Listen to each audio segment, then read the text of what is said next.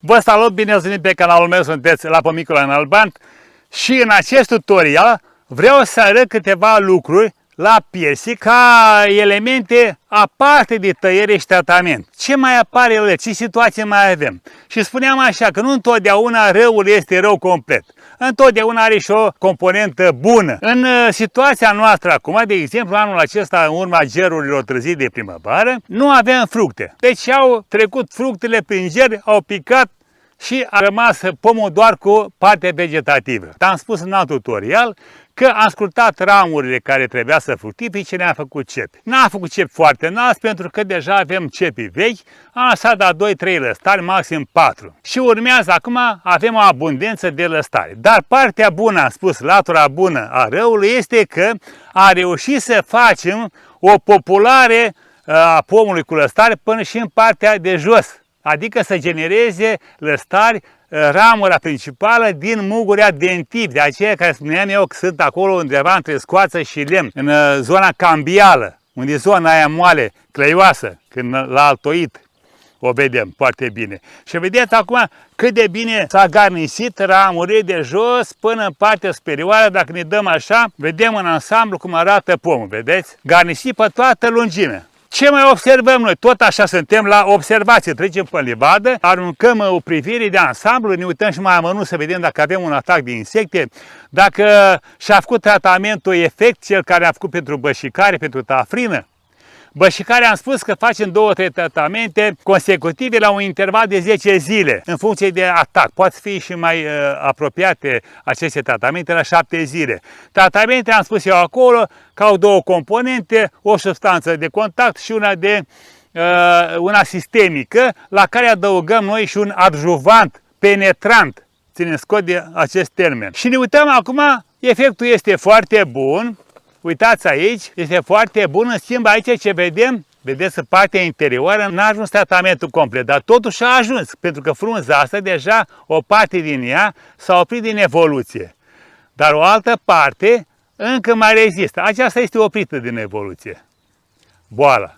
Dar este un lăstar care a crescut anul trecut și anul ăsta trebuia să fructifice. Dar nu e atât de puternic, vedeți dumneavoastră, e destul de firav. Nu e un lăstar grozav ăsta. Și atunci, fiind și pe interior, având lăstari suficienți anul acesta, îl scoatem de la inel. Fără să ne mai cramponăm de situația asta. Dar mai avem și situații în care, infecția fiind foarte puternică de tafrină, ciuperca din frunză intră în lăstar. În momentul când intră în lăstar bine, se instalează bine, nici tratamentul sistemic nu mai face față, pentru că acest tratament sistemic e undeva la nivelul frunzei. Nu circulă așa cum se spune în tot pomul și se duce, vine și face o minune. Nu. Atac undeva, deci își face treabă undeva la nivelul frunzei. Când apoi intră în lăstar, în ramură, nu mai ce face, moare și pomul. Dacă intră în ramura bătrână, se duce pe lemnul principal, se duce până moare pomul. Când facem o scurtare în lemn multianual, să vedem partea interioară acolo cum este maron. Ăla este compromis. Dar v-am spus că intră în lăstar, asta e partea cea mai proastă, dacă nu se face tratamentul la timp sau oarecum în jurul timpului potrivit. Și uitați cum se manifestă. Aici, vedeți, avem un lăstar care a fost atacat, deci a intrat în lăstar în interior. Cum arată el? Arată mult mai gros. Hai să scoatem câteva frunze ca să vedem lăstarul, da?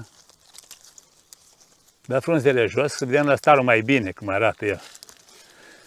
Vedeți, aici avem așa, 2 lăstari.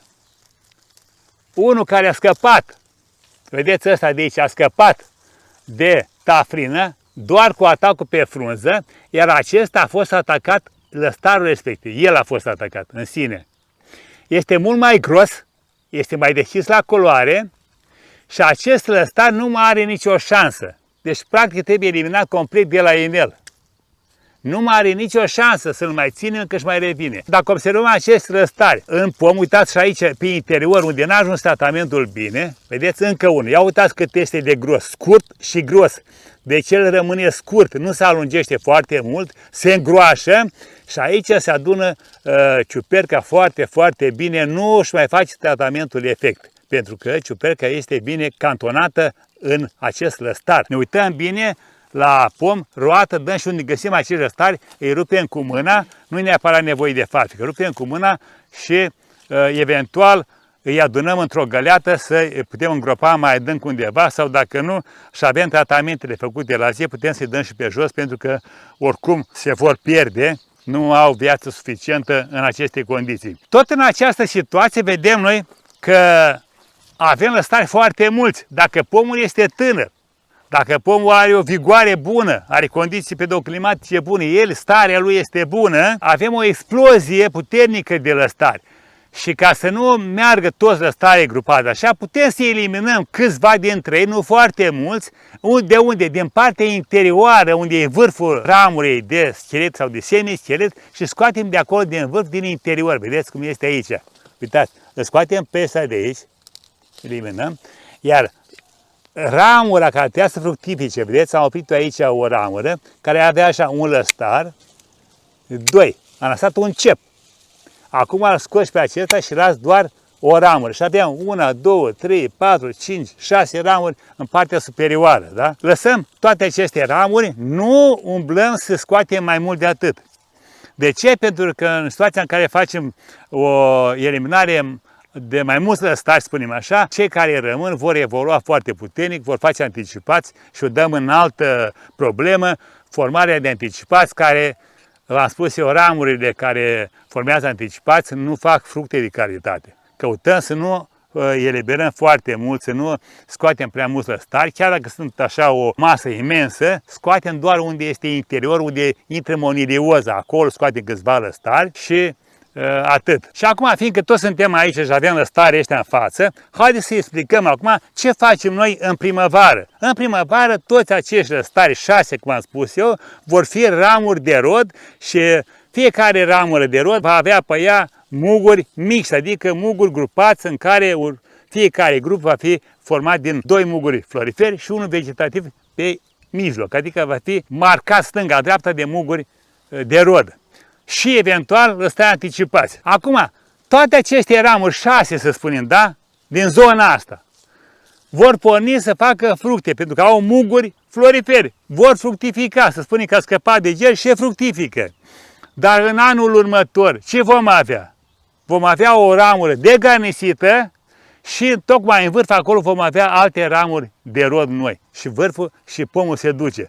I-am mai spus de mai multe ori, dar mă repet și acum pentru că nu toată lumea a văzut toate tutorialele mele. Ei, în primăvară ce facem? Oprim din 6 ramuri.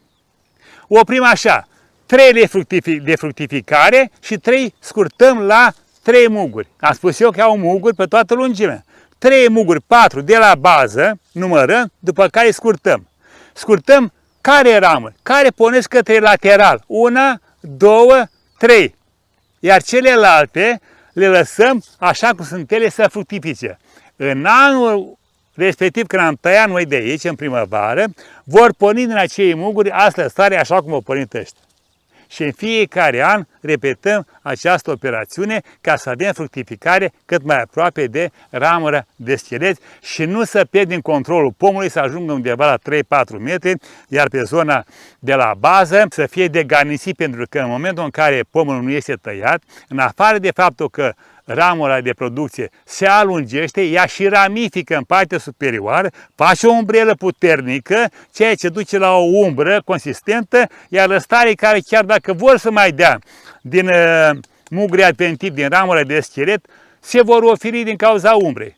Se ofilesc și se usucă până în toamnă, deci nici nu prin toamnă măcar. Ăsta a fost tutorial pentru astăzi. Dacă v-a plăcut, dați un like, abonați-vă, este un abonament gratuit pe acest canal. Distribuiți, la revedere și succes pe toată linia!